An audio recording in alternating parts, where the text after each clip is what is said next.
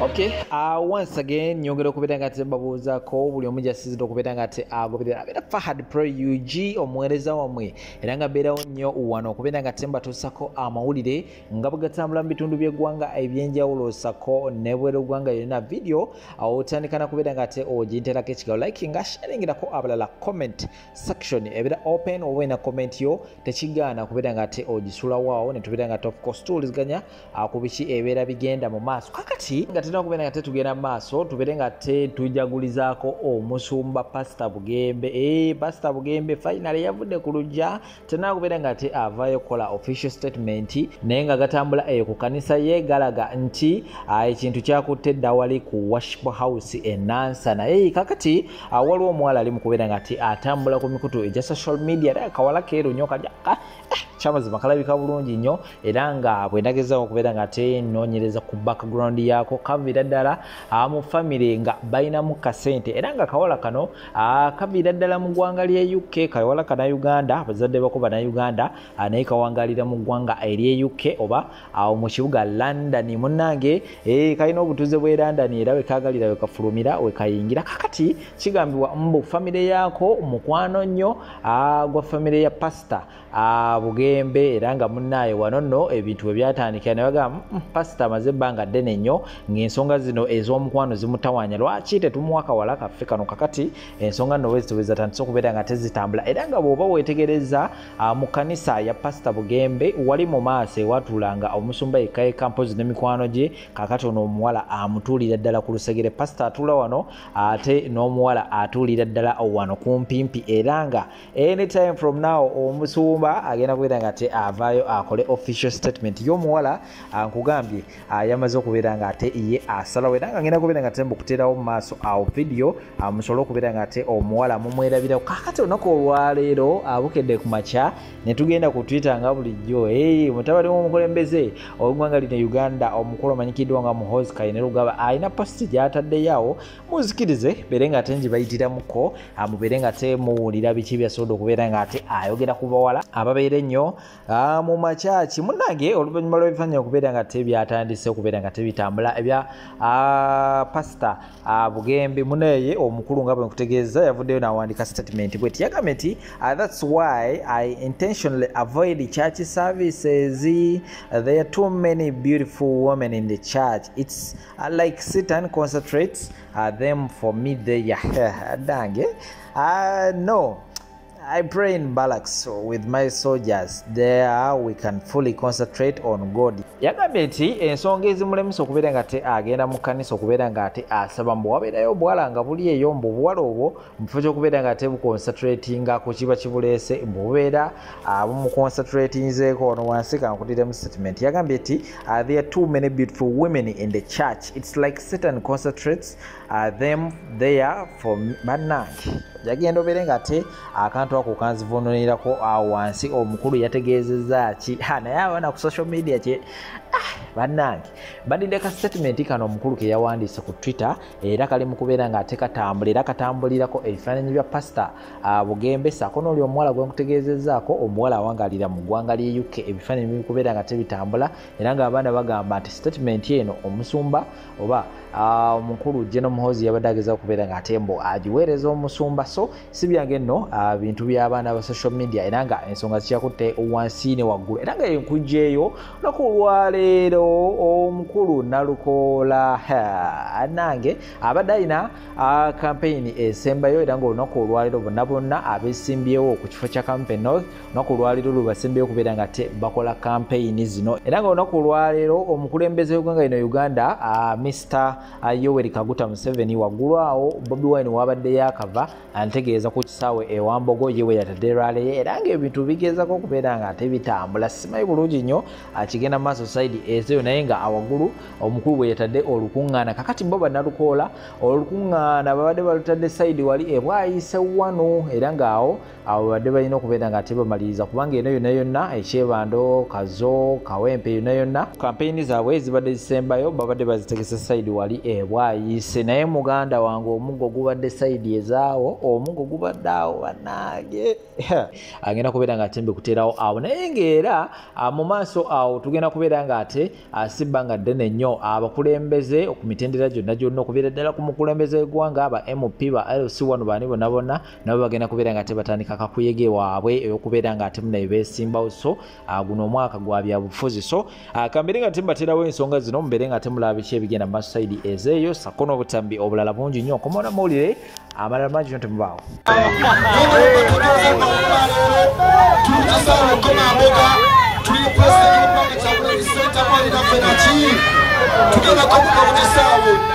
tugenda komamboga mu kisaawe tuli pulezidenti w'eggwanga Kyagulanyi Ssentamu ali naffe leero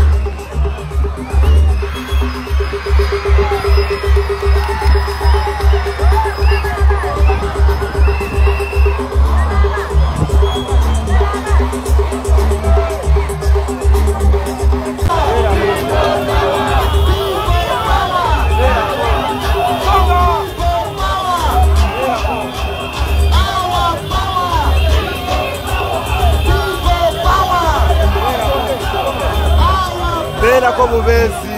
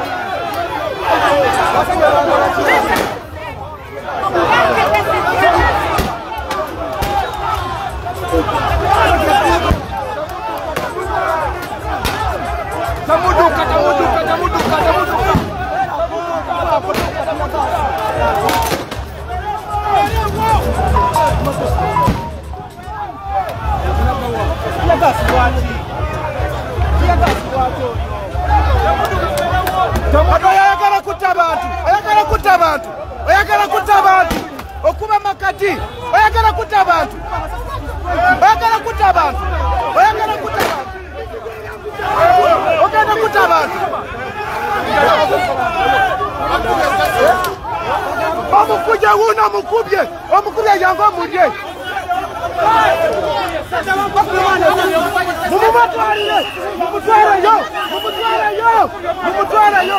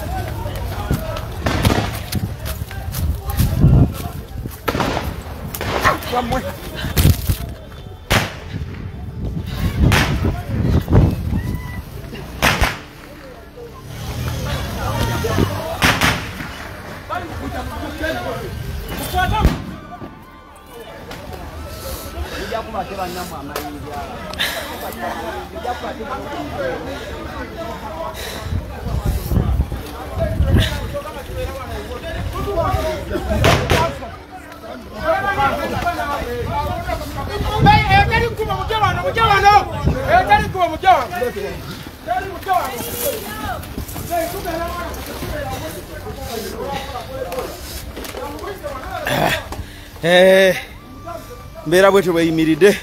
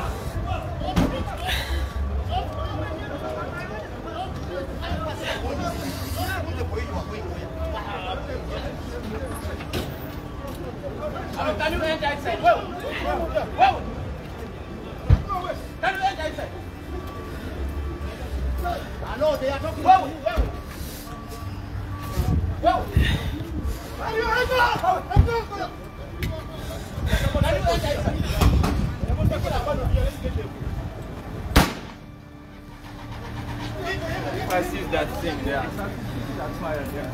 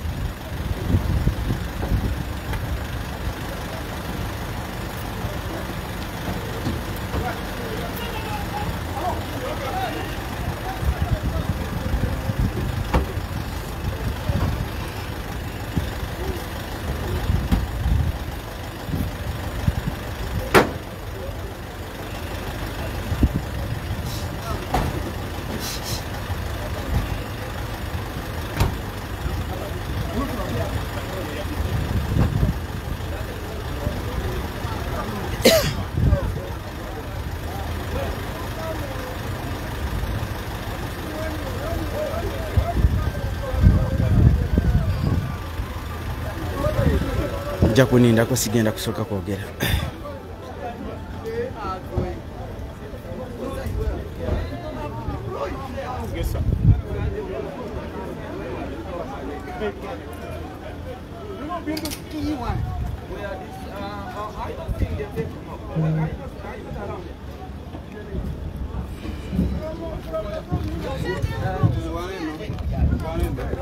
Okay, now start on the field. Where the driver of the other vehicle? On the junction. Where are you? Where's the driver? You are at the Goma at the field area. Come. Come on the road and ask for St. Peter's Road. On the main road after Chikara. Hey, what are you hearing?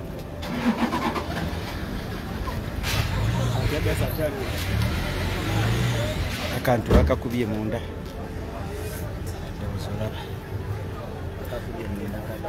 Akakubye munda akatulikiramu. Yakakajamu katikati niko katulikiramu.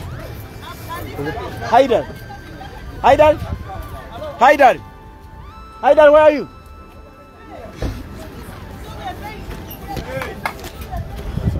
My phone, Haidar. iPhone yangeriwa. Ka iPhone kange kaliwa. Ka iPhone. Kampe konkwate wali vidi.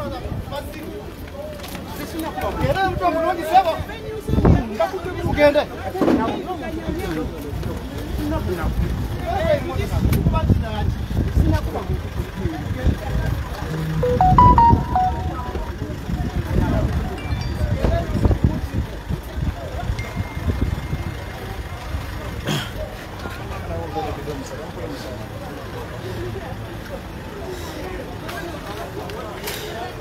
Akakebe kati ya gas bakakubye direct motoka ya council na lokola kimanyi mbadde ntadekola nga mugiraba bakakubye munda ekabalukiramu side engereyo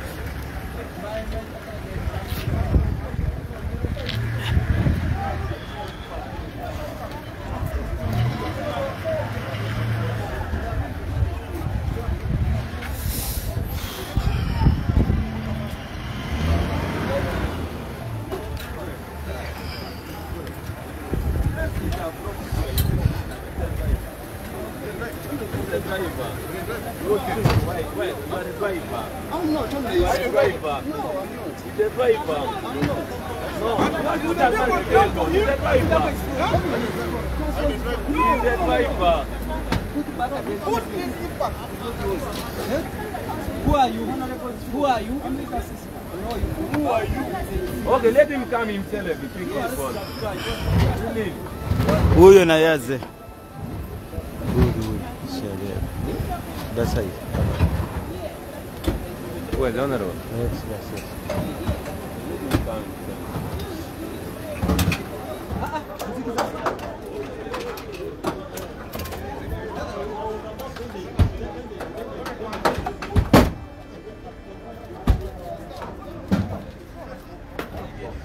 Remove this and No what? remove the Karoko just No, open eh? there very well. Push. Okay, now.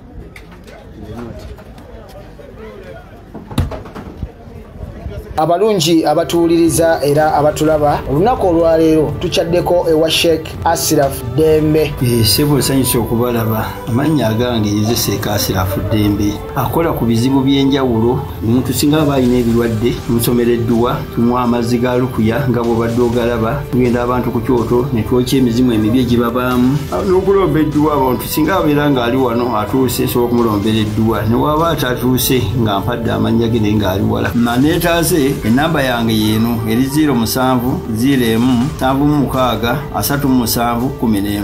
Nammwe bannyinaffe abali ebweru oyagala okuba nti oyagala okulombera ku dduwa ng'olina ebizibu viza zibuze amaka gakolongotana sente zikola zimpita mu ngalo ojja kumpeereza ekifaananyi kyo n'amannya go ebyo byokka bijja kummala nja kukulombera edduwa ojja kutereera. Olunaku olusembayo mu mwezi mba n'edduwa eyawamu ffenna n'abalwadde bange abakadde n'abapya. Salaamu alaikum warahmatullahi wabarakatuh.